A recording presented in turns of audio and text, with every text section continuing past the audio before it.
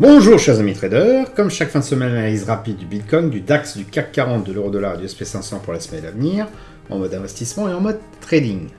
On commence tout de suite avec le calendrier économique de la semaine à venir, en sachant que le premier est férié pour pas mal de bourses.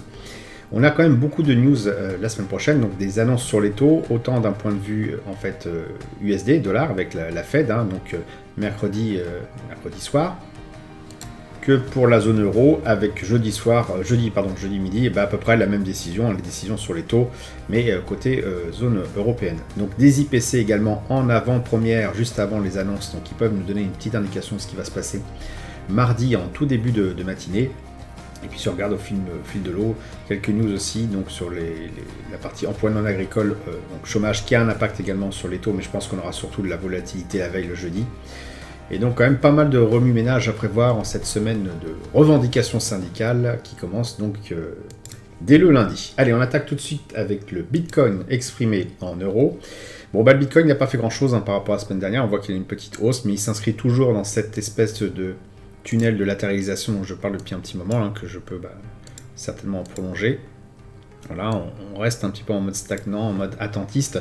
On est en train d'évoluer autour d'un pic de volume par prix, tout simplement, ici. Et tant qu'on ne s'est pas extirpé de ce range-là, difficile d'envisager une sortie par le haut ou par le bas, en sachant que quand même, si on regarde son unité de temps, weekly, c'est quand même bien orienté pour le Bitcoin, puisqu'on a un RSI qui a cassé sa zone de neutralité, qui est revenu dessus, qui a priori peut très bien rebondir, et si ça rebondit, ça peut partir assez fort. Mais on peut bien sûr continuer à latéraliser, et c'est vrai que les volumes n'étant pas super non plus présents, on peut se demander ce qui va se passer. Pour l'instant, je reste observateur sur le Bitcoin.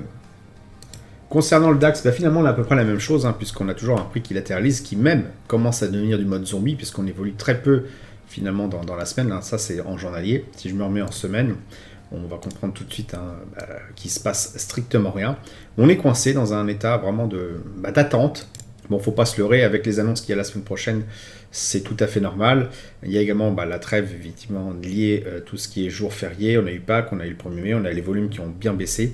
Donc je pense qu'on est sur la même analyse que la semaine dernière, donc latéralisation du prix, et donc pour l'instant, on ne fait rien du tout.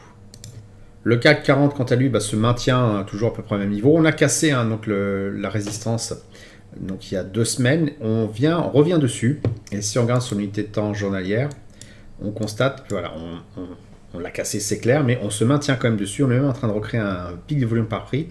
Donc il y a un consensus qui est en train de se creuser là. Et donc ce que j'envisageais finalement, le scénario de latérisation, était à peu près juste, sauf qu'il se situe au-dessus du... Voilà, je vais le modifier tout de suite. Hop. Il se situe au-dessus de la résistance, du support résistance. Je corrige les flèches. Voilà, ce qui déplace un peu le scénario que j'avais la semaine dernière. Donc au lieu qu'il soit sur ce niveau-là, il est au-dessus.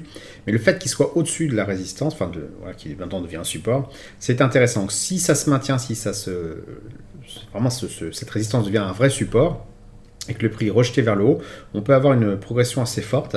Si en revanche, il y a un affaiblissement et qu'on retraverse cette résistance qui devient un support, il y a de fortes chances qu'on revienne sur une zone beaucoup, beaucoup plus basse. Donc on reste toujours dans le même état d'esprit que la semaine dernière. On a certes un beau signal d'achat en hebdomadaire, puisqu'on est vraiment sur des plus hauts historiques, mais il faut vraiment qu'on soit sûr qu'il n'y a pas un retour de flamme qui se prépare. Et là c'est trop tôt, on a quand même beaucoup de résultats qui sont annoncés en ce moment. Engie il y a peu de temps, encore d'autres à venir, donc la semaine prochaine, qui vont certainement influencer le CAC 40. Maintenant le RSI est au-dessus de la zone de neutralité, il se maintient au-dessus, le stochastique il est toujours haussier, même s'il fait une petite correction en ce moment. Et puis bien sûr, si on regarde en weekly, on voit clairement que on est vraiment sur une phase haussière, RSI vraiment au-dessus des zones de neutralité.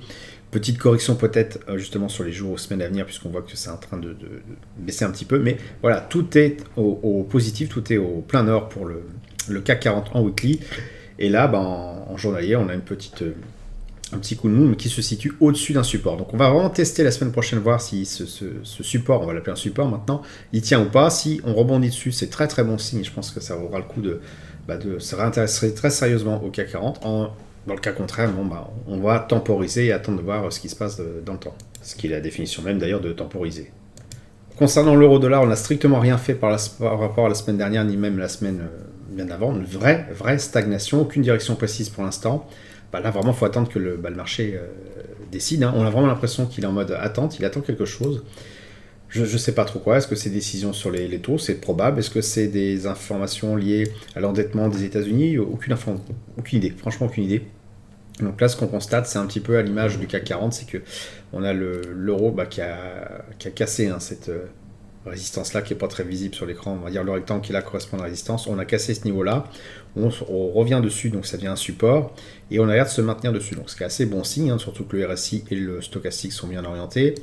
Et pareil, donc en weekly, on est plutôt dans une phase relativement haussière pour l'euro-dollar, donc une reprise de l'euro par rapport au dollar. Mais voilà, pour l'instant, il ne se passe pas grand-chose. Il faut vraiment attendre qu'on casse ce niveau-là, peut-être des indices, pour se dire, on va certainement rejoindre le point consensuel supérieur, donc point consensuel qui apparaît sur l'unité de temps supérieure, qui est ici, tout simplement, là, le 1,13. Si on casse ce niveau-là, il y a de fortes chances qu'on rejoigne ce niveau. Donc, c'est plutôt mon scénario maintenant. Et en revanche, si ça rebondit, si on ne tient pas ce creux de volume par prix, qu'on rebondit, on va certainement corriger vers le bas du rectangle et pourquoi pas vers les 1,09. Donc attendons de voir la semaine prochaine, surtout avec toutes les news qu'il y a prévues à la fois donc pour la partie euro et la partie dollar. Je pense que ça vaut le coup de pas trop se jeter dans le jeu de l'euro-dollar et d'attendre un peu de voir ce qui se passe. Enfin, pour le SP500, et vraiment pour vraiment se démarquer des autres, on fait exactement la même chose. On ne fait aucune variation, donc stagnation totale, incertitude vraiment absolue sur le SP500. Je pense qu'il va vraiment falloir attendre plus de lisibilité. Alors ici, on ne voit pas trop, je vais cacher. Hop, ici, sur le RSI, à savoir est-ce qu'il se maintient ou est-ce qu'il continue à osciller en mode zombie. Pour privilégier un scénario, est-ce que c'est haussier, est-ce que c'est en range?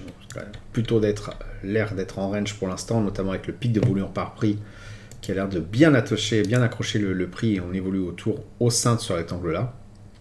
C'est vrai que vous allez me dire, je me mouille pas trop en disant est-ce que ça monte, ça baisse ou ça stagne. Mais là, je vois vraiment pas comment on peut faire pour savoir ce qui va se passer, en tout cas la semaine prochaine. Attendons aussi de voir les annonces sur les taux. Je pense que ça devrait nous donner un petit peu une orientation. En tout cas, la réaction des marchés devrait nous donner une orientation pour les semaines à venir. Voilà, j'espère que vous avez apprécié cette vidéo. Si c'est le cas, merci de laisser un pouce pour m'encourager à continuer. Abonnez-vous à la chaîne YouTube pour rater aucune nouvelle publication. Je vous dis merci et à bientôt sur le blog.